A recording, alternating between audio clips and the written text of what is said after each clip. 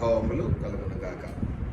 ఈరోజు మరి వాక్యము సిద్ధపడదాము అనేటువంటి ఆలోచన నాకు ఎప్పుడు ప్రారంభం అవుతుంది.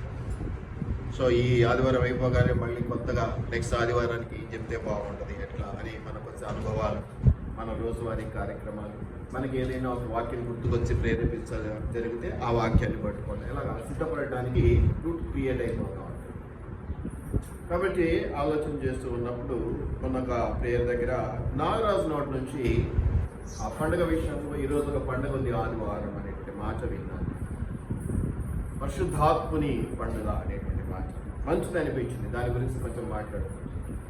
అయితే మనం ఈ రోజుల్లో అనేక చోట్ల వీడియోస్ చూస్తూ ఉన్నాం, రీల్స్ చూస్తూ ఉన్నాం, ఛానల్స్లో చూస్తున్నాం. కాబట్టి నేను చెప్పకముందే మీరు అనేకుల మాటలు వినింటారు కదా, పెద్ద పెద్దోళ్ళు దీని గురించి మాట్లాడుతూ ఉంటారు. కాబట్టి మనం బైబిల్ చదవకపోయినా వాళ్ళు చెప్పేది వినడం అనేది మనకు తెలిసిపోతుంది. కాబట్టి కదా, పెద్ద పెద్దోళ్ళు దీని గురించి ఆల్రెడీ మీరు వినింటారు. కాబట్టి చెప్పడాన్ని చూస్తే నా మాటలు కొంచెం మీకు ఆల్రెడీ పాతవే కావచ్చు.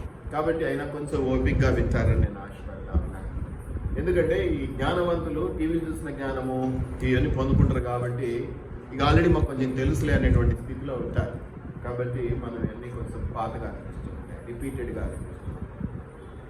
అయితే మనం గమనించినట్లయితే ఈస్టర్ తర్వాత పరిశుద్ధాత్మ దేవుని యొక్క నింపుదల కలిగేటువంటి సిచ్యువేషన్ మనం అపోస్తుల కార్యం మొదటి అధ్యాయంలో, వాటిలో రెండో అధ్యాయంలో గమనిస్తే ఈస్టర్ తర్వాత 50వ రోజు పెంతెకోస్తు పండుగ దినమున అనేది మనం చూస్తాం. పెంతెకోస్తు, పెంట అంటే 5, పెంట అంటే 5, అంతే కదా, మ్యాథమెటిక్స్లో వస్తుంది కదా. పెంటాగన్ అంటారు. పెంటాగన్ అంటే 5 ముఖాలు, 5 ముఖాలు. చతుర్భుజం అంటారు కదా, 4 సైడ్. రాంబస్ అంటారు. అట్లా రకరకాలుగా మ్యాథమెటిక్స్లో మీరు గమనిస్తారు. పెంట అంటే 5, పెంతెకోస్తు అంటే 50వది అనేటువంటి మాట దాని అర్థంగా తీసుకోవచ్చు. ఈస్టర్ తర్వాత దాదాపు 7 వారాలకు ఆ పండుగ చేసుకుంటారు. సో మనం ఈస్టర్ చేసుకున్న రోజుకు లెక్కేస్తే కరెక్ట్గా ఈ రోజు 50వ రోజు. కాబట్టి ఈరోజు ఈ పెంతెకోస్తు పండుగ అనేది చేస్తూ ఉంటారు. పెంతెకోస్తు పండుగ ఏమిటి అనే దానికి చెప్పాను కదా, మీరు ఆల్రెడీ చాలా మంది వినింటారు, రీల్స్ చూసింటారు. కాబట్టి ఆల్రెడీ మీకు బాగా తెలిసి ఉంటుంది దాని గురించి. అయినా నాకు ప్రేరేపణ వచ్చినటువంటి 4 మాటలు నేను మీతో పంచుకుంటాను. కాబట్టి పెంతెకోస్తు సండే అనేటువంటిది ఈరోజు దానికి పేరు. జూన్ 8న పడ్డదంటే ఈరోజు పడ్డది మనకి. దీనికి ఇంకొక పేరు వైట్ సండే అని కూడా అంటారు. కానీ ఇంకా కొంతమంది ఇంకా ముందుకు వచ్చేసి పరిశుద్ధాత్మ జన్మదిన పండుగ అనేది కొంతమంది చెబుతూ ఉంటారు. నేను ఇవేవి పట్టించుకునే వాళ్ళ కోసం నేను చెబుతూ ఉంటాను. పరిశుద్ధాత్మని జన్మదిన పండుగ. సరే, దేంట్లో ఏది నిజము అనొచ్చా అనకూడదా మనకు తెలియదు. ఎందుకంటే ఎంట నలుగురు ఉంటే మనం చేయంటే వాడు చేయంటాడు. సహజంగా కూడా అనాలి కదా, అది పద్ధతి. కాబట్టి మనం అలా అనిపించుకోలేకపోతున్నాం. కాబట్టి వాడు ఎవడో అంటున్నాడు కాబట్టి వాళ్ళని తప్పనడానికి లేదు. కానీ పరిశుద్ధాత్మ జన్మము అనేటువంటి మాట అర్థం లేనిదేమో అనిపిస్తుంది. ఎందుకంటే యేసు ప్రభు అంటే మానవ రీతిగా వచ్చాడు కాబట్టి ఆయనకు ఒక జన్మం అనేటువంటిది ఉంది. పరిశుద్ధాత్ముడు అప్పుడు పరిశుద్ధాత్ముడిగానే వచ్చాడు, ఇప్పుడు పరిశుద్ధాత్ముడిగానే ఉన్నాడు. కాబట్టి మళ్ళీ ఆయనకు జన్మదిన పండుగ ఏమిటో నాకు తెలియదు. కానీ ప్రజలను అట్రాక్ట్ చేయడానికి పండుగల పేరు చెప్పి, గుడారాల పేరు చెప్పి భోజనాలు పెడుతూ ఉంటారు. నేను ఆ పండుగలో ఉన్నప్పుడు కొన్నిసార్లు రీల్స్లో చూశాను. నా అంతెత్తు వంకాయలు, నా అంతెత్తు బీరకాయలు, నా అంతెత్తు అవేవో పెడతారు. ఇక భోజన ప్రియులు ఉంటారు కదా, చర్చికి ఎన్నడు రానోడు కూడా భోజనాలు ఉన్నాయంటే వస్తాడు. ఇక సహజం కదా. అందుకనే ప్రతి ఆదివారం భోజనాలు పెట్టే సంఘాలు ఉన్నాయి. ఒట్టిగా భోజనాలు కాదు, ఒట్టిగా చికెన్ బిర్యానీ. కాబట్టి ఇక వాటి గురించి మనం ఎన్ని చెప్పుకున్నా తరగని ఆస్తులు అవి. కాబట్టి ఏమైనా ఇంట్రెస్ట్ వాడిని, మనకి ఇంట్రెస్ట్ లేకపోయినంత మాత్రాన నా స్నేహితుడు కాబట్టి వద్దురా అంటే నువ్వు ఇచ్చేవారు. వాడికి నిలబడితే వాడు గీరుకుంటూ ఉంటాడు, మనం గీరాల్సిన పంట. మనల్ని గీరమన్నప్పుడు నా చేత కాదని చెప్తాయి. కాబట్టి వీటికి చాలా పేర్లు ఉన్నాయి, చాలా పద్ధతులు ఉన్నాయి. కాబట్టి పెంతెకోస్తు సంఘాలు అనేటివి చాలా గట్టిగా ఫామ్ అయ్యాయి. మనది కూడా కొంచెం కుసింత పెంతకొస్త సంఘమే. ఎక్కడైతే వరము, ఎక్కడైతే దురాత్మల అరికట్టడము ఇలాంటివి జరుగుతూ ఉంటాయో అదే ఫీడింగ్ వస్తుంది. అదే ఫీడింగ్లోనే ఉంటాము. కాకపోతే బ్రాండ్ వేరేదైతే దాని పద్ధతి ప్రకారం ఇది పద్ధతిని ఇలా నడుపుకుంటామని చెప్పేసి పడిపోవటాలు, లేయడాలు, అల్లర్లు జరుగుతూ ఉంటాయి. ఇక అవన్నీ మనం తప్పుల గురించి అనేది లేదు కాబట్టి ముందుకు వెళ్ళాలి, కాబట్టి ముందుకు వెళ్దాం. కాబట్టి ఈ దినం యొక్క స్పెషాలిటీ ఏంటి? ఈరోజు పెంతెకోస్తు పండుగ, పెంతెకోస్తు ఆదివారము, వైట్ సండే. ఇంకా కొంతమంది అతి తెలివినటువంటి వాళ్ళ గురించి పరిశుద్ధాత్మని జన్మదిన, మరి ఆయన జన్మ అంటే నాకు అర్థం కాలేదు కాబట్టి దాని గురించి నేను ఎక్కువ మాట్లాడతాను.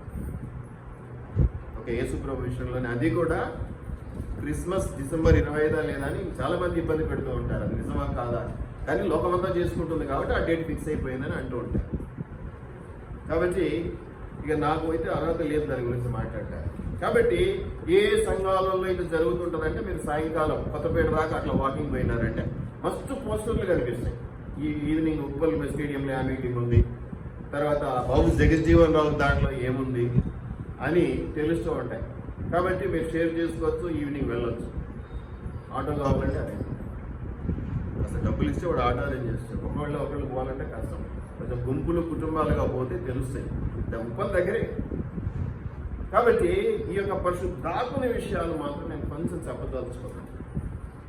కొంచెం పరిశుద్ధాత్మ, ఎందుకంటే పెంతెకోస్తు సంఘాల ఆకర్షణ కూడా బాగుంటుంది కాబట్టి వెళ్ళాలి, చూడాలి, నేర్చుకోవాలి, పడిపోవాలి, లేయాలి, అరవాలి.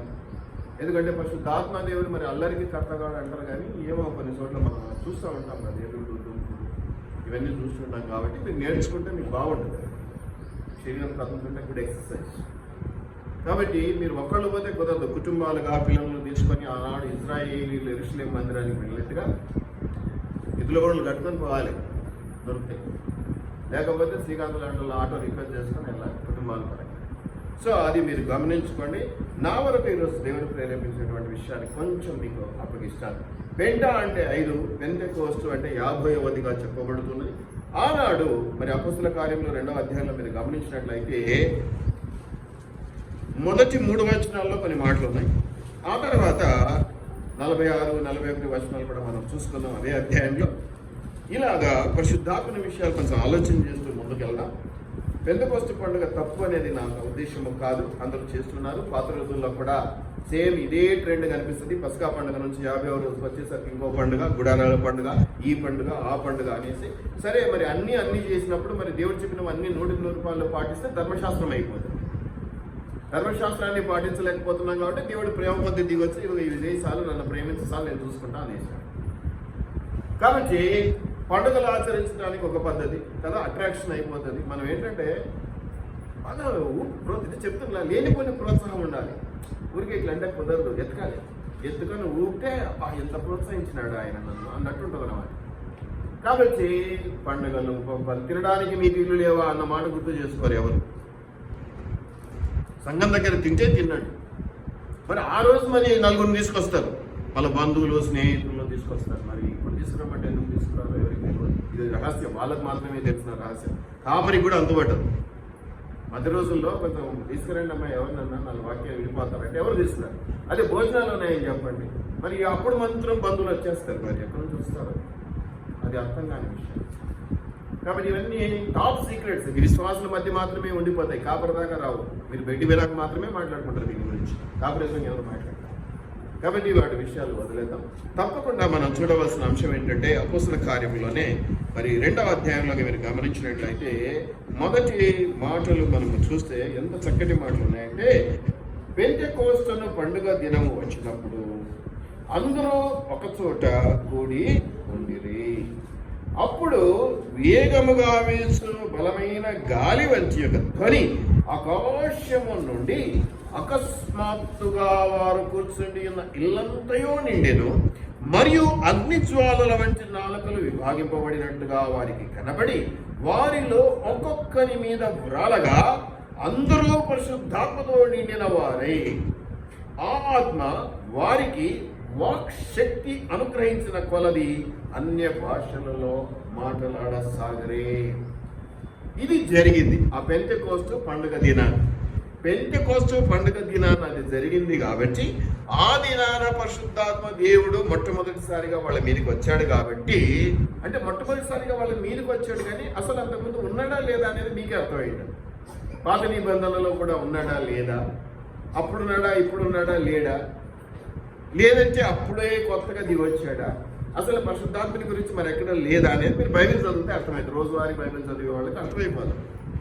మరి ఇక్కడ ఆ క్షణాన అప్పుడు మాత్రం దేవుడు ముందే చెప్పాడు కదా, నేను వెళ్తున్నాను, పరిశుద్ధాత్మ దేవుని మీకు తోడుగా ఉండటానికి పంపిస్తాను అన్నాడు. కాబట్టి ఆ రోజు మేడగదిలో ఉన్న వారి మీదకి మాత్రమే, అందరి మీదకి కాదు. మేడగదిలో ఉన్న వాళ్ళు ఎవరు? యేసయ్య స్నేహితులు, యేసయ్య శిష్యులు, యేసయ్య తెలిసిన వాళ్ళు, బంధువులు, వాళ్ళ అమ్మ. కొంతమంది ఉన్నారు, దాదాపు ఒక 120 మంది సహోదరులు కూడి ఉండగా అనేటువంటి మాట మనం గమనిస్తున్నాం. సో పరిశుద్ధాత్మ దేవుడు అక్కడ ఉండటాన్ని మనం చూస్తూ ఉన్నాం, వారి మీదకి రావటాన్ని మనం చూస్తూ ఉన్నాం. కొంతమంది మీదకే వచ్చాడా, అందరి మీదకి వస్తాడా? అసలు పరిశుద్ధాత్మ దేవుడు వస్తే ఉపయోగం ఏమిటి, అసలు రాలేదు అని తెలుసుకోవటం ఎట్లాగా, వస్తే ఎలా నిలుపుకోవాలి, ఇటువంటివి కొన్ని చూస్తే బాగుంటుంది. కానీ దాన్ని మనం ఇంకో రకంగా ఆటపాటగానో లేకపోతే ఒక భోజనాలు పెట్టే స్థితిగానో చూసుకొని అదొక పండుగ, భోజనాలు ఉంటే రండి అని చెప్పి పిలవటానికి పోతే బాగుంటుందా అనేది మనం తర్వాత చూసుకుంటాం. ఇక్కడ అగ్ని నాలుకల వలె అనే మాటను పట్టుకొని తెలివైన కాపర్లు ఎవరన్నా ఉంటే వాళ్ళు గుర్తులు కూడా పెట్టుకున్నారు. ఏమిటి ఆ గుర్తు అంటే రెడ్ ఫ్లేమ్. ఈ పెంతెకోస్తు వాళ్ళు ఇలాంటి పండుగ చేసేటప్పుడు బ్యానర్ల మీద ఒక చిన్న మంట ఇలా వెలుగుతున్నాడు, అది కూడా ఎర్రగా ఉండాలి. కాగడా కదా వెలుగుతే ఉంటుంది చూసా పైన మంట, అది గుర్తు. బాగుంది కదా, అగ్ని నాలుకల వలె అన్నారు కదా, అందుకని దీన్ని తీసుకెళ్ళి వాళ్ళు గుర్తుగా పెట్టుకున్నారు. బాగుంది, మంచిదే, మనం కూడా గుర్తులు పెట్టుకుంటాం కదా. కాబట్టి వీళ్ళకి అది గుర్తు అన్నమాట. కాబట్టి మీరు సాయంత్రం వెళ్తే చాలా మీటింగ్లు ఉంటాయి, ఎక్కడికి వచ్చిందో మీకు భోజనాలు కూడా పెట్టే అవకాశం ఉంది. కొన్ని సంఘాల ద్వారా వెళ్తే మీకు 2 and 4 ఇస్తారు, అప్ అండ్ డౌన్ ఇస్తారు, తీసుకెళ్తారు, ఖర్చులు పెట్టుకొని తీసుకెళ్తారు. ఇంటికాడ కూర్చొని టీ తాగుతా టీవీలు చూసే బదులు అలా వెళ్ళి సరదాగా కూర్చొని కావచ్చు. వీటన్నిటిని గమనించుకుంటే పరిశుద్ధాత్మ దేవుడు దిగినటువంటి పరిస్థితి ఆ రోజు. దాదాపు యేసుప్రభు కూడా 40 దినాలు ఈస్టర్ తర్వాత కూడా తన శిష్యులకు వాళ్ళకి ఇలా కనిపిస్తూనే ఉన్నాడు. ఇక్కడే ఉన్నాడు, కనిపిస్తూనే ఉన్నాడు, దర్శనం ఇస్తూనే ఉన్నాడు. తోమాకి ఇచ్చాడు, శిష్యులకు ఇచ్చాడు, 2-3 ఇచ్చారు, పడుతున్నాడు. మొత్తం ఎంతమందికి ఎన్నో చోట్ల ఇచ్చినట్టుగా మనం వాటిలో చూస్తాం. ఆ తర్వాత ఒక 10 రోజుల గ్యాప్లో ఇక్కడ ఇది జరిగింది. ఇది ఈ పండుగ దినాన జరిగింది. ఇది ఒక అద్భుతం. కాబట్టి దీన్ని చేసుకున్న పండుగలాగా అనడంలో తప్పేం లేదు. నేను నిన్న వాక్యంలో చెప్పాను కదా, అన్నప్రాసన అనే పండుగ ఒకటే ఎందుకు, పాలప్రాసన చేసుకో, వాక్యప్రాసన అనేటువంటి పండుగ కూడా చేసుకో, తప్పే ఉంది. అట్లాగే పండుగ చేసుకోవాలి, ఏదైతే అది చేసుకొని తినడానికి. దాని ధర్మం ఏంటో, దాని నీతి ఏంటో, దాని లోతు ఏంటో కాదు కదా మనకు కావాల్సింది. పండుగ అంటే కొత్త బట్టలు. పాత రోజుల్లో ఇంతే కదా, పిల్లలు మాకేం తెలుసు పండుగ, కొత్త బట్టలు వేసుకోవాలి, సపట్లు కొట్టుకుంటే చర్చికి పెట్టాలి. ఇప్పుడు కూడా అదే ట్రెండ్ అన్నమాట. కాబట్టి వాటిని ఉపయోగించుకోవాలంటే ఉపయోగించుకోవచ్చు. పండుగలు చేసుకుంటే తప్పని ఎవరు అన్నారు కదా, నువ్వు చేసుకొని తింటుంటే ఎవరికి నష్టం. మీరు గమనిస్తే, మీరు చూస్తే మీరు ఇవన్నీ కూడా వాక్యంలో చూడగలుగుతారు. మీరు ఈ 3 కాకుండా మీరు 41 వచనం కూడా చూడండి ఏముందో, దాని ప్రభావం. ఇది మళ్ళీ చూద్దాం, ఇదే మాటలు మళ్ళీ చూద్దాం. 41, 46 కూడా గుర్తుపెట్టుకోండి, ఇదే అధ్యాయంలో మళ్ళీ మనం చూద్దాం. అయితే మీరు గమనించాల్సింది ఏంటంటే, ఆ రోజు సంఘం పుట్టిందని కూడా కొంతమంది చెప్తారు. అసలు చర్చి ఆవిర్భావం జరిగింది ఆ రోజే. అలాగే వాళ్ళు కొంతమంది ఒక 120 మంది కూర్చున్నప్పుడు పరిశుద్ధాత్మ దేవుడు దిగి వచ్చాడు కాబట్టి ఒక సంఘం అని చెప్పేసి అనడం కూడా జరుగుతూ ఉంటుంది. కాబట్టి సంఘ ఆవిర్భావ దినం అని కూడా జరుపుకుంటారు కొంతమంది. చర్చి ఆవిర్భావ దినం అంటే మొదలుపెట్టినటువంటి దినంగా కూడా పండుగ రూపంలో చేసుకునే వాళ్ళు కొంతమంది ఉన్నారు. ఆవిర్భావ దినం అని కూడా అంటారు. ఎప్పుడైతే ఒక వ్యక్తి బాప్తిజం తీసుకొని రక్షణలోనికి వచ్చిన తర్వాత సంఘ సభ్యుడిగా చేర్చబడాలి. నేను బాప్తిజం తీసుకున్నాను, నేను అట్లా ఇట్లా. ఇప్పుడు కూడా మన మెంబర్స్ సంఘ సభ్యత్వం చాలా ఇంపార్టెంట్. అది చాలా ఇంపార్టెంట్. ఒక సంఘానికి నువ్వు సభ్యుడిగా కాకపోతే నీ దగ్గర ఎన్ని ఉన్నా అది మాకు సంబంధం లేదు. సంఘములో నువ్వు ఉంటేనే, సంఘ సభ్యత్వం కట్టుకోకపోతే నువ్వు సంఘ సభ్యుడు కాదు. నిజానికి చెప్పాల్సి వస్తే సంఘ సభ్యులు కానీ వాళ్ళ ఇళ్ళకి కాపరి వెళ్ళాల్సిన అవసరం లేదు, యాజ్ పర్ రూల్స్ అయితే. ఇక ఉన్నదే కొంతమంది దాంట్లో ఇవన్నీ రూల్స్ పెట్టి ఏం చూస్తాం పోయేస్తాం అనుకుంటే సరదాగా టైం పాస్ పోయేదాం.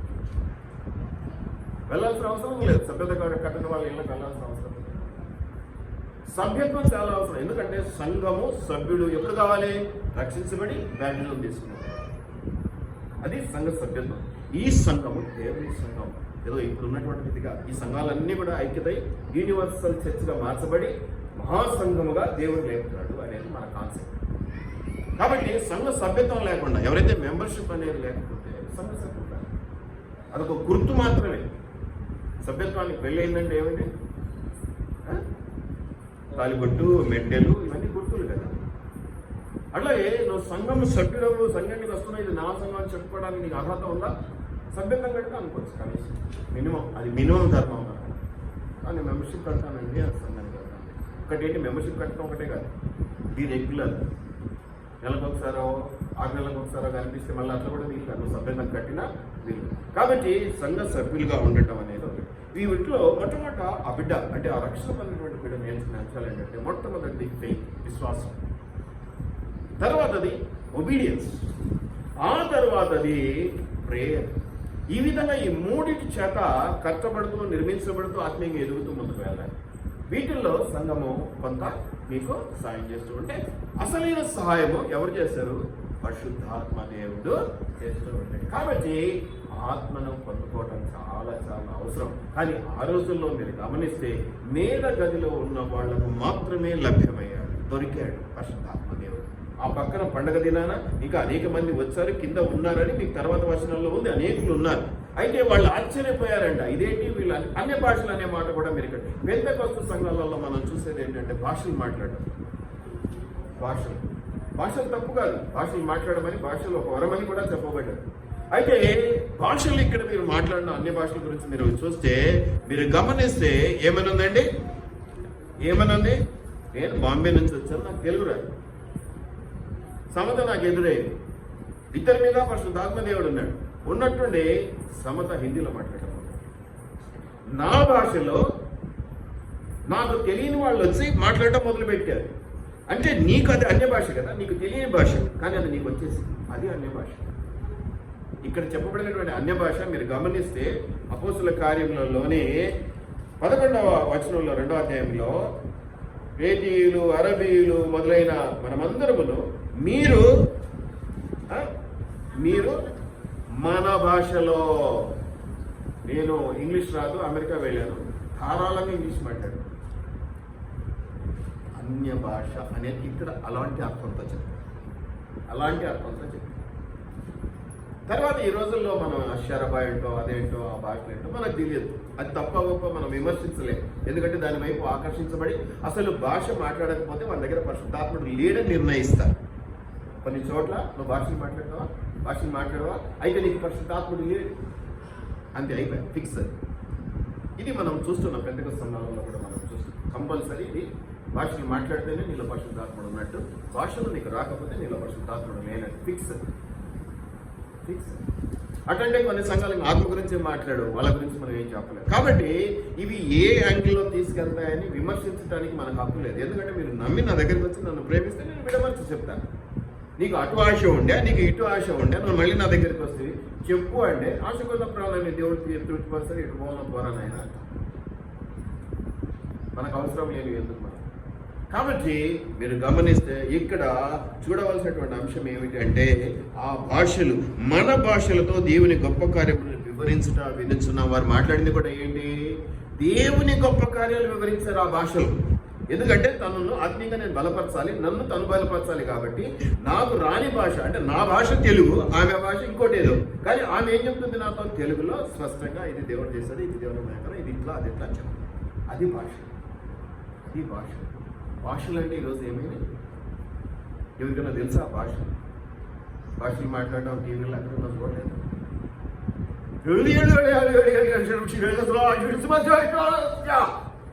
అయిపోయా భాష. బయట దేశాల్లో యూనివర్సిటీలు పెట్టారంటే నేను పెట్టాను. నాకు రోజుకు 100 రూపాయలు ఇస్తే నేను నేర్పిస్తాను. నాకు రోజుకు 100 రూపాయలు ఇస్తే నేను నేర్పిస్తాను. కానీ ప్రజలు ఇష్టపడుతున్నారు. దాన్ని మనం ఏం చేయాలి? ప్రజలు ఇష్టపడుతున్నారు. మనమైతే మొదటి నుంచి కూడా లక్షల వరకే కావచ్చు, కానీ ఈవెన్ ఎంతోమంది ప్రసంగం వాళ్ళు అలాంటి ఒప్పుకొనయ్యా ఇక్కడ అది తప్పని కాదు నా ఉద్దేశం. వద్దనుకున్నాను నేను దానివల్ల నాకు ఉపయోగం లేదు. ఎందుకంటే తర్వాత కొరింథీ పత్రికలో మనం చూస్తే దాని గురించి చక్కగా వివరిస్తాం. అవి అందరికీ అర్థం అవ్వాలి, అర్థం అవ్వకపోతే ట్రాన్స్లేట్ చేసేవాడు ఉండాలి, ట్రాన్స్లేట్ చేస్తేనే దాన్ని మాట్లాడాలి, ఇలాగా అనేక విషయాలు చెప్పాలి. కాబట్టి ఎవరి పంతా వాళ్ళది, ఎవరిని తప్పనడానికి మనకు అర్హత లేదు. నీకు నచ్చితే వెళ్ళు, వచ్చి మా దగ్గర మాట్లాడదు దాని గురించి. నాకు నచ్చితే వెళ్ళు, నాకు అభ్యంతరం లేదు. కానీ మళ్ళీ దాని గురించి నా దగ్గర డిస్కషన్ పెట్టాను. మళ్ళీ రాకు ఇంకా నా దగ్గర అవసరం. నచ్చి వెళ్ళావు కదా నా దగ్గరికి రా. ఇలాగా మనము ఒకటిని మించి ఒకటి నేర్చుకునే ప్రయత్నం అవసరంలా. ఒక దాంట్లో వెళ్ళి దాంట్లో బాగా స్కిల్స్ సంపాదించుకుంటే చాలు. ఇటు ఒక పెయింటింగ్ పని, ఇటు కార్పెంటర్ పని, అంటే మెకానిక్ పని, అటు ఆ పని, ఇటు ఈ పని చేస్తే ఏ పనిలో నువ్వు గొప్పవాడు ఇవ్వాలి. ఏదో ఒక పని పట్టుకో, దాంట్లో పూర్తి లోతుగా నేర్చుకో. అప్పుడు దాంట్లో గొప్పవాడు వేసి స్కిల్స్ వస్తాయి, నైపుణ్యం వస్తుంది. ఇది మీరు గమనించుకోవాలి. మీరు గమనిస్తే ఇంకా చాలా ఉన్నాయి. మరి ఇంకోటి కూడా గమనించండి, చూడండి చక్కటి మాటలు మీరు చూడవచ్చు. ఆత్మను కంపల్సరీ పొందుకోవాలి, ఇదైతే వాస్తవం అని చెప్తాడు. మొదటి తెస్సలోనికైలో 5:19 మీరు గమనిస్తే, మొదటి తెస్సలోనికైలు 5:19 మీరు గమనిస్తే ఏమైనా తెలుసా? అక్కడ ఆత్మను ఆర్పకుడి, నువ్వు చాలా గొప్పడి. దేవుడు ఆత్మని ఇస్తాడు, కానీ ఆర్పేసే అధికారం నీకుంది. అందుకని దేవుడు ఒక హెచ్చరికలాగా ఏం చెప్తున్నాడంటే ఆత్మను ఆర్పకుడి అంటూ, ఆత్మను ఆర్పకుడి అంటూ. కాబట్టి నువ్వు ఆత్మను పొందుకోవడమే చాలా గొప్ప విషయం. అది దేవుని శక్తి. దాన్ని పొందుకుని నువ్వు నకరాలు చేస్తూ ఉంటే, నువ్వు సంఘంలోకి వచ్చి ఆడుకుంటా ఉంటే, నువ్వు సంఘంలోకి వచ్చి ఏదో ధ్యాసలో ఉంటే ఏమిటి లాభం? సంఘంలో ఏముంటుంది? ఆత్మ సంచారం, దేవుని సన్నిధి ఉంటుంది. దేవుని సన్నిధి మందిరాలలో ఏముంటుందంటావు? దేవుని సన్నిధి ఉంటుంది. నీకు ఇష్టం ఉన్నా ఇష్టం లేకపోయినా, నచ్చినా నచ్చకపోయినా, నీకు తెలిసినా తెలియకపోయినా ఏముంటుంది? దేవుని సన్నిధి. నువ్వు దాన్ని చులకనగా తేలికగా తీసుకుంటే రావటం లేదు. నువ్వు శపించబడతావు, నువ్వు నష్టపోతావు, నీకు రోగాలు అవి అవసరం కాదు, రావటం. దయచేసి జ్ఞాపకం పెట్టుకోండి. ఎక్కడికి వెళ్తున్నాం, ఏం చేస్తున్నాం, ఎక్కడ ఎలా ఉంటే దేవుడి దీవెన మనకు దొరుకుతుంది. ముందు ఇవి నేర్చుకోవాలి. ఆ తర్వాత దేవుడు నడిపించే నడుపుదలు మనకి ఎలాగో వస్తాయి. దేవుని సన్నిధిలో భయముతో, భక్తితో, వంతుతో కూర్చోమను. పరిశుద్ధాత్మ దేవుడు అల్లలాడుతూ నీ దగ్గర ఉన్నప్పుడు నువ్వు అతనిని ఆర్పవద్దు. నువ్వు ఇంట్రెస్ట్ తీసుకుని సార్ నా దగ్గరికి వస్తున్నావు ఒక పని విషయం, నీకు చేత కాదు, అది నీకు చేత కాదు, ఒకసారి నేను ట్రైల్ వేసి సరే చేయలేదు, అది చేసిన పర్వాలేదు, మళ్ళీ ఇట్లా ఏదైనా చెప్తే బావాడు, నీకేం చెప్పలేదు, నీకేం అట్లా అంటుంటే ఎన్ని రోజులు వస్తావు, ఈయన ప్రోత్సహించినట్టు లేడని మాకు. అట్లాగే పరిశుద్ధాత్మ దేవుని విషయంలో కూడా జాగ్రత్తగా ఉండటం అవసరం. ఇది చిన్న సంఘం కాబట్టి పరిశుద్ధాత్మ ఉండడని మీరు అనుకొని ఇక్కడ ఆడుకుందామని వస్తే ఎవరు చేయలేడు. ఎక్కడైనా దేవుని సంఘం అంటే ఏముంటారు? ఫస్ట్ అసలు మీరు రాకముందు ఎవరు కూర్చొని ఉంటారు? అందరికీ తెలిసిన సత్యం. మరి ఎందుకు అట్లా తీయడం చేస్తారో అది మీకే నెగ్లిజెన్సీయా, తలపోగులా, ఎవరికి తెలియదు. దయచేసి జ్ఞాపకం పెట్టుకోండి. పెంతెకోస్తు పండుగ విధానం మాత్రమే కాదు, ఇంకా అనేక విషయాల్లో మనం గమనిస్తే అసలు పరిశుద్ధాత్మ యొక్క అభిషేకం ఎట్లుంటుందో మనం గమనించగలుగుతాం. మీరు గమనిస్తే ఎంత మంచి మాట ఉందంటే రోమాపత్రిక 8:9 కూడా చూడండి. రోమాపత్రిక 8:9. దేవుని ఆత్మ మీలో నివసించి ఉన్న ఎడల మీరు ఆత్మ స్వభావం కలవారే గాని శరీర స్వభావం కలవారు కారు. ఎవడైనను క్రీస్తు ఆత్మ లేనివాడైతే అమ్మా, సింపుల్ కదా. కాబట్టి ఇప్పుడు నీకు ఆత్మ ఉండి తీరాలా లేదా? నువ్వు ఆల్రెడీ దురాత్మతో నింపుకొని అంటే వచ్చి దేవుడు కూర్చుంటాడు నీ హృదయంలో? ఉండగలడు అసలు? ఒక వరల్లో 2 కత్తులు ఇవ్వడం అనే మాట విన్నారా మీరు ఎప్పుడైనా? ఒక వరలో 2 కత్తులు పెట్టడం ఇది కాదు.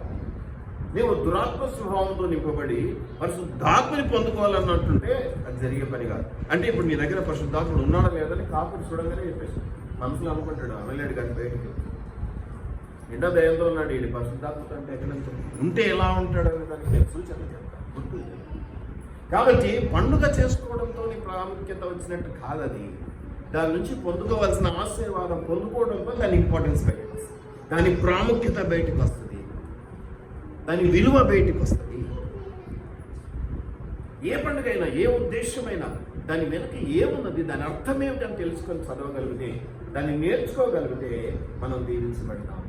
అలా లేని రోజున ఆత్మ లేనివాడు ఇంకేమంటాడు, చక్కటి మాట, మంచి మాట, అది చాలా జాగ్రత్త. ఆత్మను ఆర్పకుడి, ఆత్మ లేనివాడు నా వాడు కాదు అని చెబుతా ఉన్నటువంటిది మనం చూస్తూ ఉన్నాం. రోమీయులు 8:9 పాటు మనం గమనిస్తే ఏమేమి ఉంటాయంటే, 1 కొరింథీయులు 12:13 చూడండి.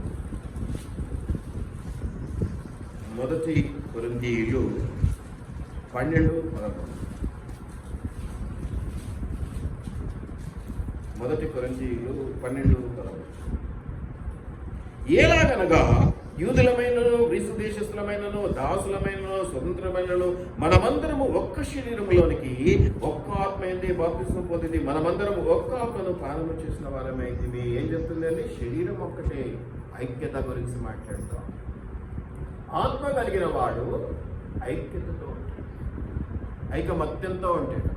అంటే పైన ఒకలాగా మళ్ళీ లోపల వాడేంత అనేటటువంటి ఉండదు. ఐక్యత అంటే ఎట్లుంటుందండి? నువ్వు ఉన్నా లేకున్నా తన స్వభావంలో, ప్రేమలో ఈ మాత్రం తగ్గుదల ఉండదు. నువ్వు కనిపిస్తేనేమో ఇంత ప్రేమ ప్రకటించడం, నువ్వు లేని రోజు అట్టిట్టనలో ఉండదు. విలువలు కాపాడు, ఐక్యతతో పోరాడుతూ ఉంటాడు. శరీరం ఒక ఏక శరీరము, ఏక ఆత్మతో ప్రార్థిస్తున్నామని మాట మీరు వింటూ ఉంటారు. ఇది ఎప్పుడు సాధ్యము? నువ్వు నేను వేరు కదా, మన ఇద్దరం ఎప్పుడు ఒకటే శరీరం అవుతాం, ఒకే ఆత్మ అవుతాం. ఎట్లయితాం? పరిశుద్ధాత్ముడు ఉన్నప్పుడు, నీవు పరిశుద్ధాత్మను కలిగి ఉన్నప్పుడు ఏకాత్మతో ప్రార్థించమనే మాట ఉపయోగపడుతుంది.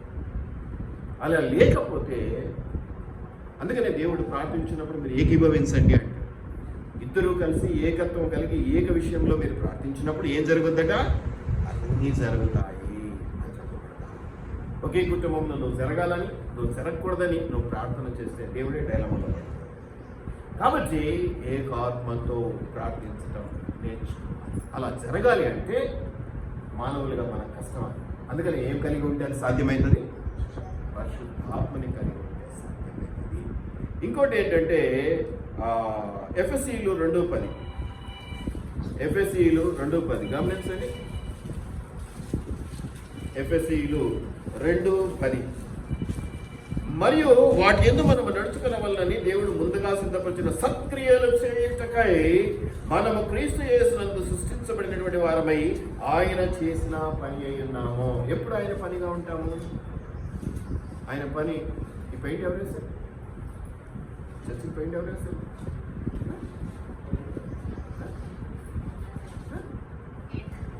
పెయింట్ తెలియకపోయింది. ఎవరు వేశారు? పని చేస్తారు. నాగరాజులే. వెరీ సింపుల్ కదా, దాంట్లో లేకపోవటం ఏమన్నా. నాగరాజు వేసాడు కాబట్టి ఇప్పుడు పెయింటర్ వేసాడు అనలేము. ఆయన ఎవరో తెలియకపోతే, వేసిన వారు ఎవరో తెలియకపోతే ఏమంటాము? కామన్గా పెయింటర్ వేసాడు. ఇప్పుడు వేసిన వారు ఎవరో తెలిస్తే ఎవరు వేశారంటే ఏం చెప్తాం? పెయింటర్ అంటే అర్థం ఏంటి? నువ్వు బాగా తెలివితో ఉన్నావు అని, తప్పించుకునే స్వభావం. ఇప్పుడు పేరు తెలిసింది. మనము దేవుని పని అయి ఉన్నామని చాలా స్పష్టంగా చెప్పగలిగేది ఎప్పుడో తెలుసా? దేవుని ఆత్మ మనలో ఉన్నప్పుడు. దేవుని ఆత్మ మనలో ఉన్నప్పుడు ఏకీభవించగలరు, ఐక్యతతో కలిసి పోరాడగలుగుతాం, ప్రార్థనలో ఏకీభవించగలుగుతాం, ఆత్మ నడుపుదలలో ముందుకు వెళ్ళగలుగుతాం. లేకపోతే మనం యజ్ఞమంటే తిట్టమే, యజ్ఞమంటే ఏ మాత్రం ఐక్యత ఉండదు, ఏ మాత్రం ఏకీభవించడం అనేటువంటి మాట ఉండనే ఉండదు. ఆత్మ కలిగిన వాడి ప్రవర్తన వేరు, ఆత్మ లేని వాడి ప్రవర్తన వేరు. అందుకని ఆత్మ లేనివాడు నా వాడు కాడు అన్నాడు దేవుడు. ఆత్మ లేనివాడు ఉన్నవాడు కూడా ఆత్మను పెంచి పోషించుకొని దాని ద్వారా ఫలితాన్ని పొందుకోకపోతే దేవుడు ఏమంటున్నాడు తెలుసా? ఆత్మను ఆర్పకురా బాబు, ఆత్మను ఆర్పకుడి. ఇవ్వటం ఎంత సులువో దాన్ని కాపాడుకోవటం అంత కఠినము. నువ్వు అడిగా, నీ మీద ప్రేమ ఉంది కాబట్టి వెంటనే ఇస్తాను, కానీ దాన్ని పొందుకున్న తర్వాత దాన్ని కాపాడుకోవటం అనేది చాలా అవసరం. పోగొట్టుకోకుండా నిలబెట్టుకోవడం చాలా అవసరం. అది రక్షణ గురించే కావచ్చు, సంపాదించే డబ్బు గురించే కావచ్చు. ఇప్పుడు నేను ఇంకోటి కలుపుతున్నాను, పరిశుద్ధాత్మ విషయమైన.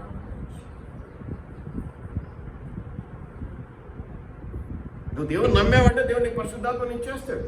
కానీ రాను రాను రాజుగుర్రం ఏదో అయినట్టుగా అయిపోయి నువ్వు ఆత్మను ఆర్పినా, ఆత్మను పోగొట్టుకోవటం సాధ్యమా అండి? పోగొట్టుకోవటం అంత కఠినంగా ఉంటాడు దేవుడు. నువ్వంటే చాలా ఇష్టం, ఇచ్చిన ఇంకేముంది, నువ్వేం చేసుకుంటే నాకేం. గిఫ్ట్ అండి ఇచ్చేసాము, గిఫ్ట్ ఇచ్చాక నేను ఇచ్చిన ఇద్దు అంటే అవుతుందా? నేను నీ ఇష్టం, నీ ఇచ్చాక ఎట్లా వాడుకుంటాను. ఎందుకని మాట చెప్తున్నానంటే, మీరు గమనించండి. మొదటి సమయాలు 10:1 చూడండి. మొదటి సమయాలు 10:1.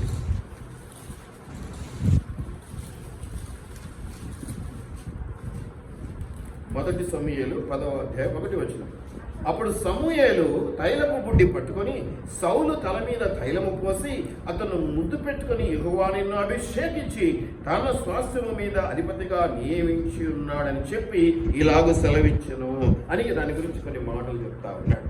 అభిషేకించి అనగానే మనకు వచ్చే గుర్తున్న మాట ఏంటంటే పరిశుద్ధాత్మతో నింపబడి, పరిశుద్ధాత్మ అభిషేకం అనేటువంటి మాట కూడా మనం వింటాం. అంటే దేవుని ఆత్మ ఇవ్వబడింది సమూయేలు. అందుకే గాడిదలు ఎక్కడున్నాయి, గుర్రాలు ఎక్కడున్నాయని ఏం పెద్ద పరిచయాలు ఈరోజు చూసుకొని ఆడు ఉన్నాయని తెచ్చుకోపో. ఎందుకంటే ఆత్మ వరం అది. పరిశుద్ధాత్ముడు మనలో ఉన్నప్పుడు ఆత్మ వరములను కూడా ఫలింపజేస్తాం. ఈ వరాలన్నీ, కృపావరాలన్నీ వచ్చిన తర్వాత అవి ఇంప్లిమెంట్ చేసేది, అవి నువ్వు ప్రకటించేది, అవి నెరవేర్చుకునే మార్గంలో ముందుకు తీసుకువెళ్ళేది నీ తరం కాదు, నువ్వు కాదు చేసేది. మళ్ళీ ఎవరు? నీలో ఉన్న తమాషగా అంటూ ఉంటుంది, అప్పుడప్పుడు చెక్ చేసుకోవాలా, అమ్మ పోలేదు అంటే దేవుడు ఇంకా నాతో ఇది.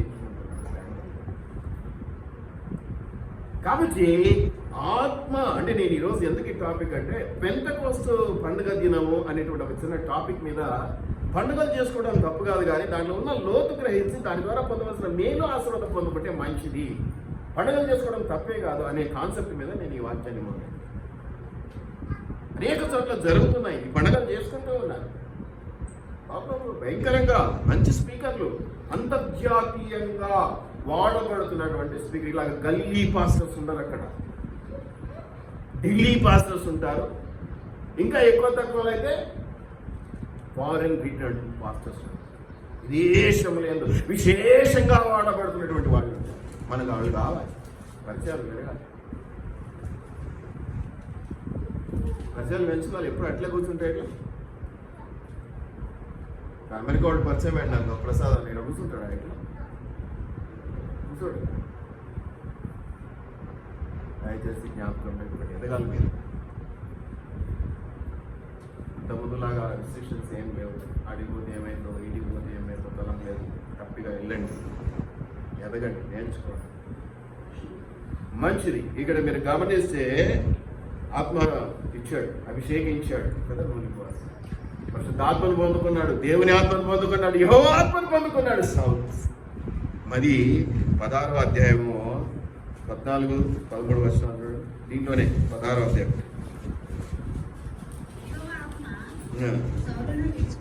ఏదమ్మా ఇప్పుడు ఆత్మ పోతుందా లేదా? బోరు కొట్టిస్తే, నువ్వు విసిగిస్తే ఆత్మ వెళ్ళిపోతుందా లేదా? ఆత్మ వెళ్ళిపోతుందా లేదా? యెహోవా ఆత్మ సౌలును విడిచి వెళ్ళి పోతే పోయింది. నేను అడిగానా?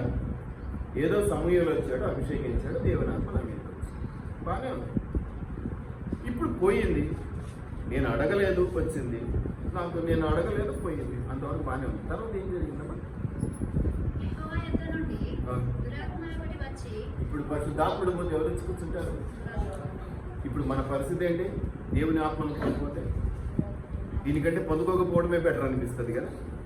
దేవుని ఆత్మ జోలికి పోకుండా ఉండటమే బెటర్. ఎందుకంటే ఒకసారి పొందుకున్న తర్వాత దాన్ని పోగొట్టుకోవడం అనేది జరిగితే దాని ప్లేస్లో ఏమొచ్చి కూర్చుంటుంది? ఏమొచ్చి కూర్చుంటుంది. అందుకే మొదటి స్థితి కంటే కడపటి ఏదో అంటారు డైలాగ్ చాలా బాగుంటుంది. అది ఎవరైనా చెప్తారా? మీరు మంచోళ్ళు, మంచిగా వాక్యాలు తెలుసు మీకు, అనేక చోట్ల అనేక టీవీ ఛానల్స్ గమనిస్తారు.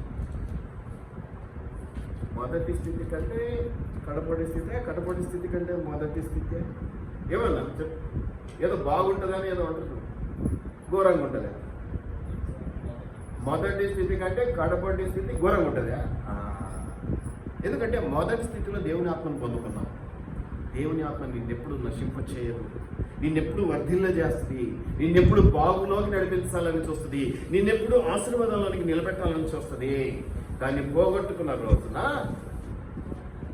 నువ్వు అలాగే ఉండిపోవు. ఉంటే ఆ చేతిలో ఉంటావు, లేకపోతే ఈ చేతిలో ఉంటావు. ఏ చేతిలోకి వచ్చేస్తావు నువ్వు తర్వాత? సో ఇప్పుడు ఏమైపోద్ది? దేవుని ఆత్మ నీ నుంచి వెళ్ళిపోయి ఏమొచ్చి కూర్చున్నది. అందుకే మనిషి కళ్ళను చూసినా, వాళ్ళ పరిస్థితిని చూసినా, చర్చలో కూర్చునే విధానం చూసినా కాపరి గమనిస్తూ. కాబట్టి ఆత్మను అర్పకుడి, ఆత్మ లేనివాడు నావాడు కాదు. ఇప్పుడు ఇంకో మాట ఏమంటానంటే, నేను ఆత్మను పోగొట్టుకున్నవాడు కూడా నావాడు అంటాడు దేవుడు. అంటూ నీకు ఇచ్చా, నిన్ను ప్రేమించి నువ్వు కావాలా నాకని నీకు నేను ఆత్మని ఇచ్చిపెట్టా.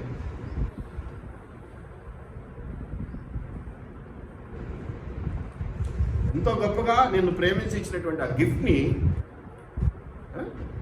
నువ్వు ఇట్లా చేస్తే నేను ఒప్పుకుంటాను, చూసి భరించగలను.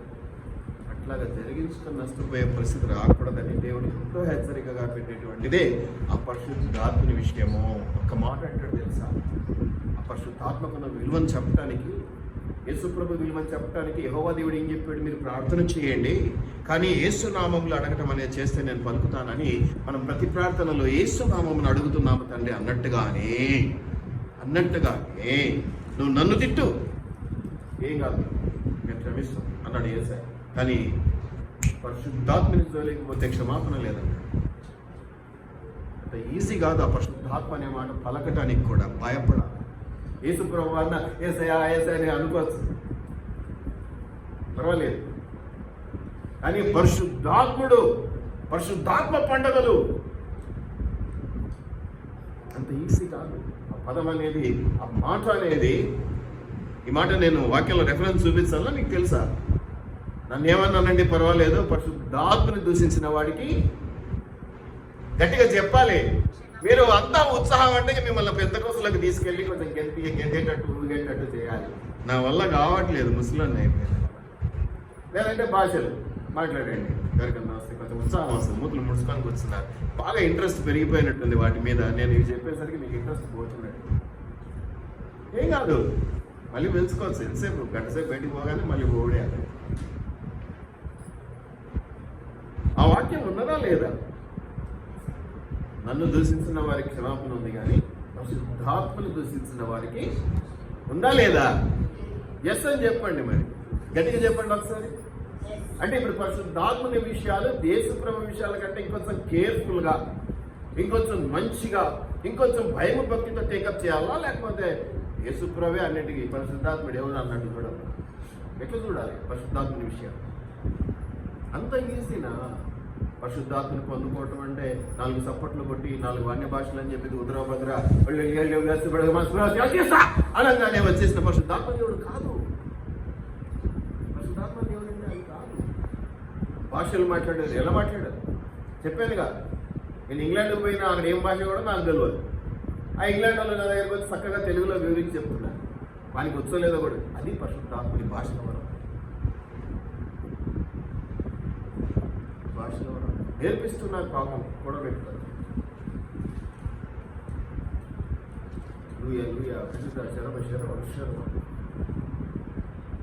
నేర్చుకోండి, బాగా నేర్చుకోండి, ఏం పర్వాలేదు. దేవుని ఆత్మతో నడుపుదల కష్టం, కానీ సాధారణ ఆత్మతో నడుపుదల కదా కష్టమే ఉండదు. చాలా సుఖంగా ఉండదు, చాలా సుఖంగా ఉండదు. కఠినత్వం ఉండదు, దాన్ని ప్రేమంటారు. ఎందుకంటే పగవాడు లెక్కలేదని. ఇష్టమైన వాడు ముద్దు పెడితే మీకు కష్టం, కానీ పగవాడు ముద్దు పెడితే మీకు తీయ ఉండదు, టేస్ట్ బాగుంటుంది, మంచిది. మీరు గమనిస్తే ఆత్మ విషయం లాంటి జాగ్రత్తలు మనం కలిగి ఉండాలని మనం చూస్తా ఉన్నాం. మంచి పనులు చేయడంలోనూ దేవుని ఆత్మ నడుపుతున్న విషయాల్లోనూ మనల్ని ఎక్కువగా దేవుడు అభిషేకిస్తూ ఉంటాడు. మరి చివరిగా మనం ముగించుకునే ముందు 2 మాటలు చూస్తాం. అపోస్తుల కార్యములలోనే మీరు గమనించినట్లయితే 10వ అధ్యాయంలో మీరు చూస్తే, అపోస్తుల కార్యములు 10వ అధ్యాయంలో కింద మీరు చూస్తే,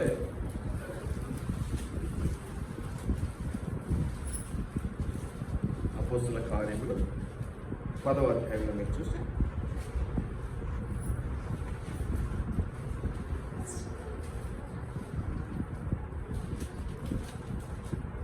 మీరు గమనించండి. 10వ అధ్యాయంలో 38వ వచనం మనం చదువుకున్నాం.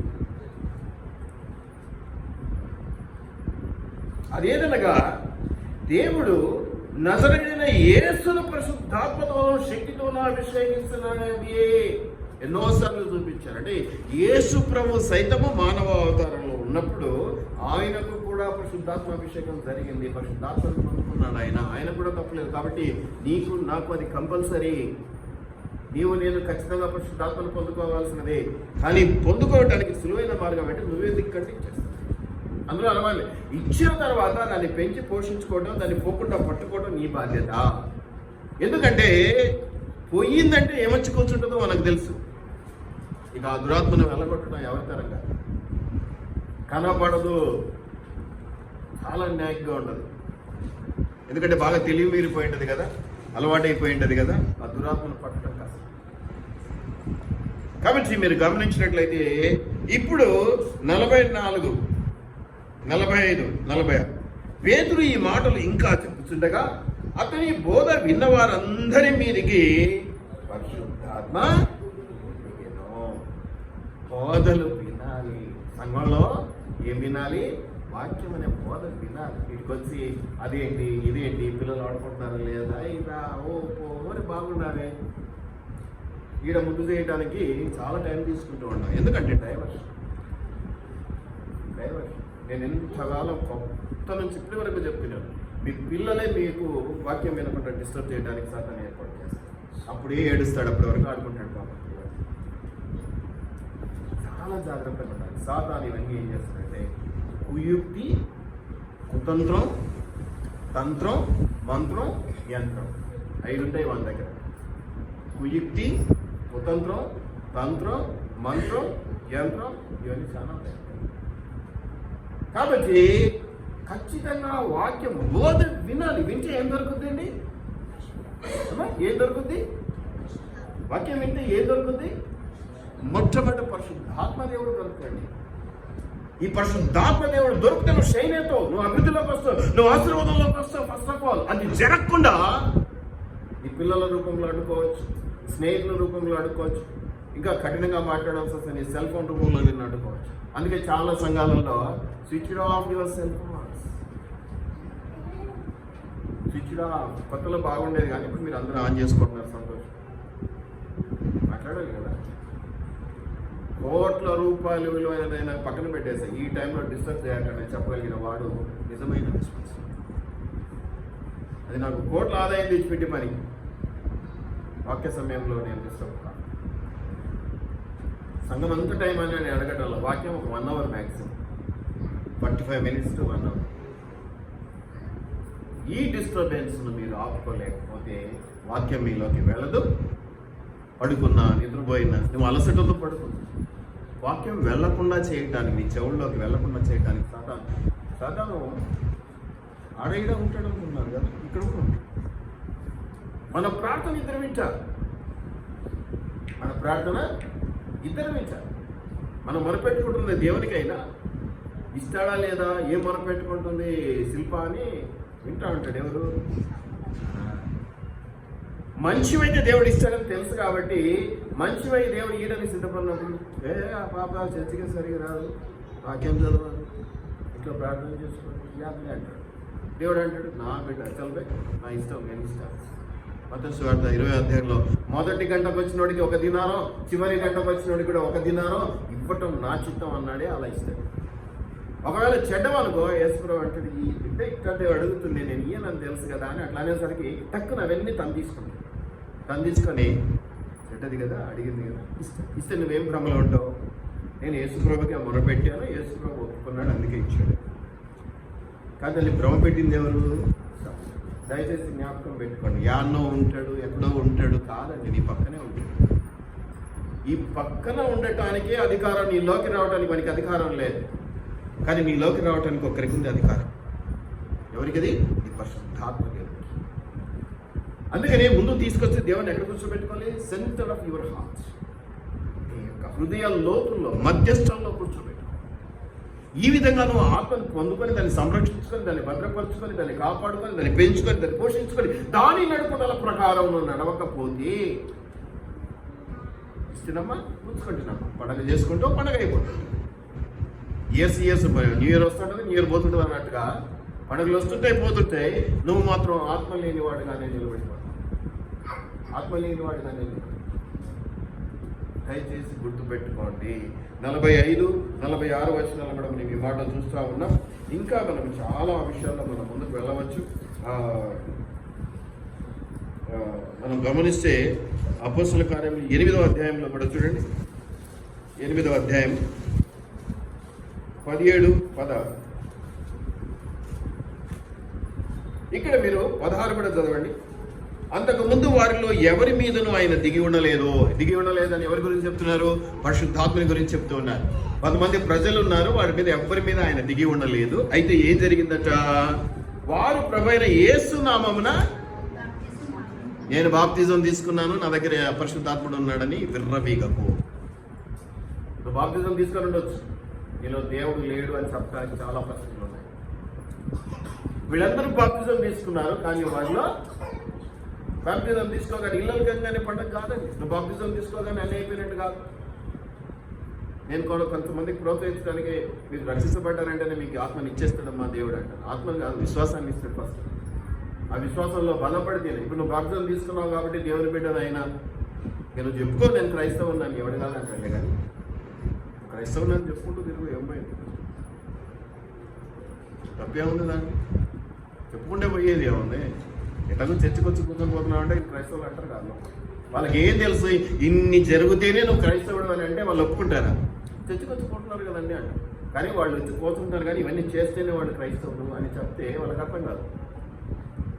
ఇక్కడ వాళ్ళు బాప్తిజం తీసుకున్నారు, నువ్వు తీసుకున్నావు, నేను తీసుకున్నాను, అందరం తీసుకున్నాం. కానీ వాళ్ళకి ఏముందట?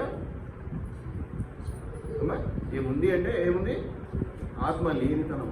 అంటే ఆత్మ లేదు, వాళ్ళు పరిశుద్ధాత్మను పంపుకోలేదు. కాబట్టి బాప్తిజం తీసుకోగానే, నేను బైబిల్ చదవగానే, 4 గంటలు ప్రార్థన చేసుకోగానే నేను ఆత్మలో ఉన్నాను అని అనుకోకు. ఆత్మ నడుపుదల ఉంది అని అనుకోకు. భ్రమపరచు ఆత్మ ఉంటుంది. భ్రమపరచు ఆత్మ ఇది నథింగ్ బట్ అది వేరేది కాదు, సాతాను. అది వేరేది కాదు, సాతాను. భ్రమపరచు ఆత్మ అనేది దయ్యం. దయచేసి జ్ఞాపకం పెట్టుకో. అయితే పేతురు ఏం చేసినాడండి? అప్పుడు పేతురు యూహాను వారి మీద కాపురుల బాధ్యత, మీరు పరిశుద్ధాత్మను అందింపగలిగినటువంటి కొద్దిపాటి శక్తి కలిగినటువంటి వాళ్ళు. అది గొప్పతనం కాదు, కానీ దేవుని కృప. నాకు ఆ వరం ఇచ్చాడు దేవుడు అంటే అది దేవుని కృప. నేను ఈ కృప కలగడానికి ఇచ్చాడు. నేను పెంచుకొని, నేను పోషించుకొని నా దగ్గర నిలబెట్టుకోవడానికి కాదు.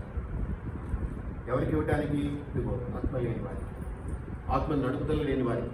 ఎవరికి ఇస్తామండి? నేను కష్టపడి సంపాదించాను, నా పిల్లలు సరిగా నడవడిక లేదు, లేకపోతే ఇంకేదో ఉంది, దుర్మార్గులు అయ్యారు కొడుకులు, ఏం చేస్తాం? పక్కింటోడికి రాసిస్తాం. వాళ్ళని మార్చుకునే ప్రయత్నం. అరే నిలుపుకోండి రా, కష్టపడి సంపాదించాను, పోగొట్టుకోకండి, నా కష్టాన్ని చెప్పు, ఏదో ఒక రకంగా ట్రాక్ చేసుకోండి. కాబట్టి నేను ఖచ్చితముగా బాప్తిజం తీసుకున్నాను కాబట్టి దేవుని బిడ్డను, నేను క్రైస్తవుడని అనుకోవడానికి నీళ్ళు లేదు, ఆత్మ లేదు నీ దగ్గర అంటే ఎవరు ఒప్పుకోరు. ఆత్మ కలిగి ఉంచి ఏమన్నా మాట్లాడు, చుట్టూ ఉంటే ఎట్టైనా ఒప్పుకోరు. నీ దగ్గర ఆత్మనే లేకుండా దేవుడిచ్చిన ఆత్మను కూడా ఆపివేయడమో, తొలివేయడమో, పరిగెత్తించడమో చేసిన తర్వాత ఇప్పుడు నేను వచ్చేసి నేను 4 hours బైబిల్ చదువుతా, 4 hours ప్రార్థన చేస్తా. ఆయన ఎప్పుడు చూసినా బయటే కనిపిస్తాడు పాస్టర్ గారు. పాపం ఎప్పుడు అడిగినా చెప్తాడు, నేను రోజుకు 4 గంటలు ప్రార్థన చేస్తా, 4 గంటలు బైబిల్ చదువుతా. ఎప్పుడు కూడా విజిట్స్ పాపం జరుగుతుంటాడు. ఏం చేస్తాం? అవునన్నా నిజమే అన్న అంటుంటాడు. ఎందుకంటే ప్రోత్సహించాలి కదా ఒకరికొకరు. ఇక మిమ్మల్ని కూడా ప్రోత్సహించాలి కాబట్టి ఆత్మ ఉంది మీలో, జాగ్రత్త అని చెప్తుంటాం. మీరు కాళ్ళ ఎగిరిస్తే దాన్ని మనం ఏం చేయాలి? ఆ పాస్టర్లు అప్పుడప్పుడు కొన్ని అబద్ధాలు చెప్పాలి, ప్రోత్సహిస్తారు. ఇలా దయ్యం ఉందిరా అంటే భయపడతారు. హాస్పిటల్కి వెళ్ళి నువ్వు చచ్చిపోతా ఉంటా, దేవుడి పైకి వచ్చినాడని ఏ కాపరి చెప్తాను. ప్రస్తుతం ప్రార్థన చేద్దాం, దేవుని ప్రతిమాలు పొందుతాం. దయచేసి జ్ఞాపకం పెట్టుకోండి, మనం ఎక్కడికి వెళ్తున్నాం, ఏం చేస్తున్నాం, ఎక్కడికి వెళ్ళి ఏది అంటించుకొని వస్తున్నాం, ఇవన్నీ కూడా మనకు తెలుసు. అలా లేకపోతే ఏం జరుగుతుందో మీకు కొంచెం గతంలో అనుభవాలు ఉంటాయి, వాటిని ఒకసారి జ్ఞాపకం చేసుకో. గతంలో అనుభవాలు ఉంటాయి, వాటిని జ్ఞాపకం చేసుకో. ఇక మళ్ళీ అదే ట్రాక్లోకి పోయే అవకాశాలు ఉన్నప్పుడు మీరు సద్వినియోగం చేసుకుంటే మీ నాశనం మీ ఆశీర్వాదం అది ఎవరికి సంబంధించింది. దయచేసి జ్ఞాపకం పెట్టుకోరండి. బాప్తిజం పొందుకున్నారు కానీ వారికి ఆత్మ లేదు. ఈ పేతులు ఇలాంటి వాళ్ళు చేతులు ఉంచగా నాకు ఇప్పుడు భయం తగ్గిపోయింది. ఎందుకు పొమ్మంటున్నానంటే మీరు యాటిగాటికో పోయి వస్తే నేను చేయబెట్టి ప్రార్థన చేసి యాడి భయం తీసుకొచ్చుకున్నారన్నా ఏంటన్నా అని అప్పుడు అడుగుతుంటే, ఇప్పుడు మీరు గమనిస్తే చాలా మార్పు వచ్చింది నాకు. ఎందుకంటే నేను చేతులు పెట్టట్లేదు. అసలు ప్రేయర్ అనేది కూడా చాలా తక్కువ యూజ్ చేసింది. ఎందుకంటే వాటి మీద భరోసా కంటే మీలో ఉన్న ఆత్మ మిమ్మల్ని నడిపిస్తుంది కాబట్టి వదిలేసి ఈ ఆత్మ ఉంటే ఆ నడుపుదల ప్రకారం పోతుంటారు. దేవుని ఆత్మనా ఇంకేదన్నా అనేది మా డిసిషన్ కాదు, మీ డిసిషన్, మీకే తెలుసు. కాబట్టి బలవంతం ఏం లేదు, భయం లేదు. అంతకుముందు ప్రతిసారి చేయబెట్టాలి కాబట్టి వెంటనే తెలిసిపోతుంటుంది. కాబట్టి ఏందన్నా ఎక్కడైనా ఏందన్నా అని ఉండేది. ఇప్పుడు ఏంటంటే ఎందుకు వచ్చింది వాటితో మాకెందుకు పోరాటం ఆయాసం. కాబట్టి ఎవరు ఎంత ప్రేమ ఉన్నా కూడా పసిపిల్లల మీద కూడా మేము చేతులు పెట్టాం, అవసరం లేదు, వదిలేసి. కాబట్టి చేతులుంచగా ఈ పరిశుద్ధాత్మకు అదురాత్మకు పోరాటం ఎందుకు, వదిలేస్తే ఎవరి దారి పాటిస్తారు. కానీ దేవుడిచ్చినటువంటి కృప ఏంటో తెలుసా, ఆత్మని ఇవ్వగలగదు. అసలు ఇవ్వాలి, అది బాధ్యత మాకు, అది బాధ్యత. కాబట్టి మేము నిలబడుతున్నాం. నువ్వు కాకపోతే ఇంకోరికి ఉపయోగపడతాం. పొగొట్టుకోలేం కదా, వండి పెట్టింది ఎవరొకరికి తినాల్సింది, పడేది ఖచ్చితంగా దేవుడు. కాబట్టి వీటిని జ్ఞాపకం చేసుకోండి. తప్పకుండా పరిశుద్ధ ఆత్ముడు అవసరమే. ఆత్మను ఆర్పకుడి, ఆత్మ కర్మివేయకండి, ఆత్మను పెంచండి, ఆత్మను పోషించండి. చాలా గొప్ప దీవెనలు మీరు పొందుకుంటారు. అపొస్తలుల కార్యములు 4:31. దీంట్లోనే చాలా ఉన్నాయి చూడండి, ఇక్కడే మొదలైన వాటిలో 4:31 ఒకసారి చూడండి. ఏం చేశారంటే వాళ్ళు ప్రార్థన చేయగానే వారు కూడి ఉన్న చోటు కంపించును. అప్పుడు వారందరూ నిండిన వారై ఏం చేసినారంట. పోయిన ఆదివారం నేనే వాక్యం చెప్పాను, దేవుని వాక్యమును ధైర్యంగా. ఒకరికన్నా చెప్తున్నావా? ఆదివారం వాక్యం విత్తుతున్నామే, కష్టపడి ఎంతో శ్రమపడి ఆ వాక్యాన్ని తీసుకెళ్ళి ఇంకోసారి విత్తే అవకాశం ఉంటే వదులుతున్నావా? లేకపోతే నువ్వు కూడా కనీసం దాన్ని పెంచుకునే వాటిని చేసుకుంటున్నావు, నీళ్ళు పోసుకుంటున్నావా? దానికి ధైర్యం వచ్చేస్తుంది, పిరికితనం ఉండదు.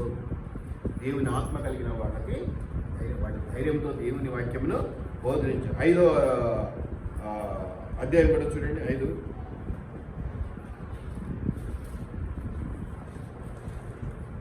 ఇలాంటి మాట అసలు మీకు ఈ అపొస్తలుల కార్యం వల్ల, ఎందుకంటే ఇక్కడే స్టార్ట్ అవుతుంది కాబట్టి చాలా ప్రతి చాప్టర్లో కూడా మీరు దాన్ని గమనించగలుగుతారు. రెఫరెన్స్లు చెప్పుకుంటూ పోతే ఇంకా చాలా మొదలవుతుంది, చాలా. ఇప్పుడు చెప్పండి, పండుగ చేసుకున్నావా? పెంతెకొస్తు పండుగ చేసుకున్నావా? దానికి రకరకాల పేర్లు పెట్టారు. మరి ఆ పేర్లన్నీ వాడుకోవడం దేవసిద్ధంగా చేసుకున్నావా?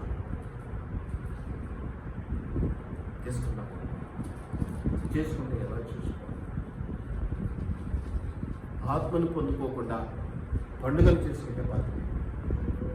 ఆత్మను పొందుకోవడానికి నువ్వు బాప్తిజం తీసుకుంటే చాలా. బాప్తిజం లేని వాళ్ళు కూడా పొందుకుంటారు. మీకు వాక్యంలో ఉంది, మీరు రెఫరెన్స్ చూడండి. ఎక్కడ అన్యుల మీదికి సైతం పరిశుద్ధాత్ముడు వస్తున్నాడు, వచ్చాడు, ఉన్నాడు. ఇదే అపొస్తలుల కార్యంలో ఉంది, మీరు రెఫరెన్స్ చూసుకోండి. సిగ్గనిపించడా మనకి క్రైస్తవులమయ్యండి, దేవుని నమ్మినామని చెప్పుకుంటూ మనము ఆత్మ లేకుండా బ్రతుకుతున్నటువంటి పరిస్థితుల్లో మనముంటే అన్ని పరిశుద్ధాత్మను పొందుకుంటాం. ఎంత గొప్ప వాళ్ళు మనకంటే, వాళ్ళని మనం దూషిస్తామా? ఇదే అపొస్తలుల కార్యంలో మీరు నాకు వచ్చే వారం చూపించారు రెఫరెన్స్.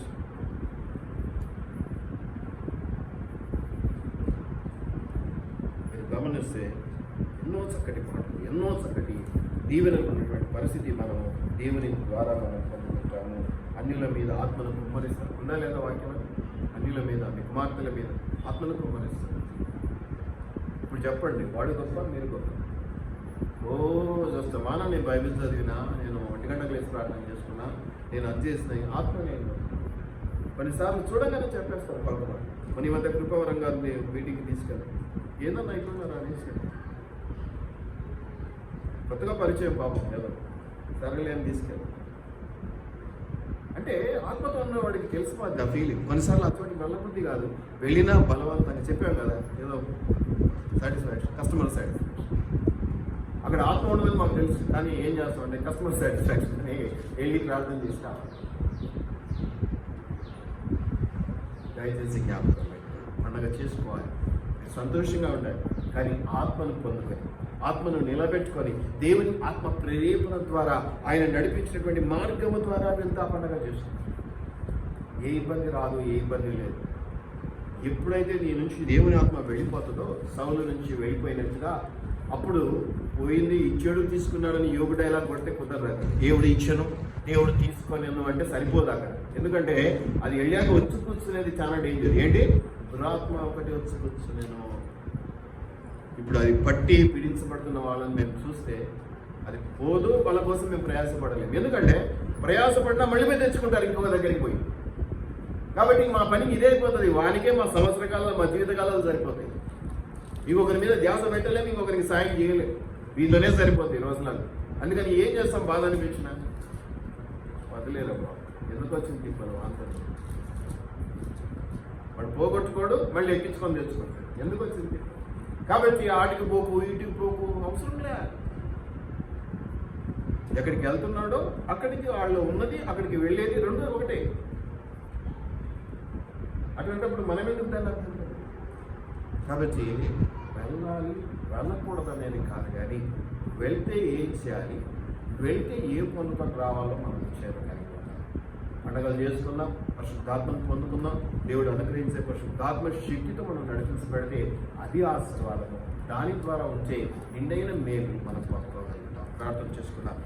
దయగలిగినటువంటి మా దేవ, కృపగలిగినటువంటి మా తండ్రి, మా రాజా, మా రక్షక, నీకే వందనాలు స్తుతిస్తూ అద్భుతమైనటువంటి దీవెనల ద్వారా ఆశ్చర్యకరమైనటువంటి మీ యొక్క సన్నిధిని అనుభవించడానికి సహాయం చేయండి. అయ్యా, ఈరోజు పెంతెకోస్తు పండుగ దినం అనేటువంటి మాట మేము వింటూ ఉన్నాం. అయ్యా, పండుగ చేసుకోవడం తప్పు కాదు, కానీ అయ్యా ఆనాడు ఆత్మను మీరు అద్భుతముగా ఇచ్చినట్టుగా మీరు మాకు కూడా ఇస్తూ ఉన్నారు. అయినా అయినా మేము పొందుకుంటున్నాం, కానీ దాన్ని నిలబెట్టుకోలేకపోతున్నాం. అయ్యా, దాని ద్వారా పొందవలసిన మీరు ఆశీర్వాదం పొందుకోలేకపోతున్నాం. అయ్యా, ప్రకటన గ్రంథంలో చెప్పినట్టుగా సంఘములలో ఆత్మ చెప్పు మాట చెవిగల వాడు వినుగా అనే మాట మేము చూస్తున్నాం. అయ్యా, ఏ మాట మేము వినాలో, ఏ మాట మేము వినకూడదో, ఏ స్థలానికి వెళ్ళాలో, ఏ స్థలానికి వెళ్ళకూడదో మాకు నిర్ణయం చేసి చెప్పమని, మాలో అంటే ఆత్మను ప్రజ్వలింప చేయమని, నిండార నింపుమని బ్రతిమాలనుకుంటున్నాను. అంతేకాదు నాయన, మరి ఈ రోజుల్లో మరి నీవు నాయన అన్యుల మీద సైతము నాయన మరి ఆత్మను కుమ్మరిస్తున్నాను. వాళ్ళని పోల్చుకున్నప్పుడు నాయన మా జీవితాలు ఎలా ఉన్నాయో చక్కబెట్టుకునేలా మాకు సహాయం చేయండి. ఇంత పోరాడి నైనా మేము ఓడిపోవటం మీకు ఇష్టం లేదు. అయ్యా, నిండారా దీవించబడి కడవరకు పోరాడి ధన్యతలో మేము ఈ యొక్క పరలోక రాజ్యంలో ప్రవేశించాలని మీరు ఆశపడుతూ ఉన్నారు. అంతవరకు మాకు సహాయం చేయడానికి, మమ్మల్ని నడిపించడానికి మీరు ఇచ్చినటువంటి యొక్క పరిశుద్ధాత్మను మేము నింపుకునేలా, పెంచి పోషించుకునేలా, ఆదరించబడినటువంటి సన్నిధిని అనుభవించేలా కృప దయచేయమని నజరేయుడైన యేసు నామములో అడిగి వేడుకొని ప్రార్థిస్తున్నాం. ఆమేన్. దేవునికి మహిమ.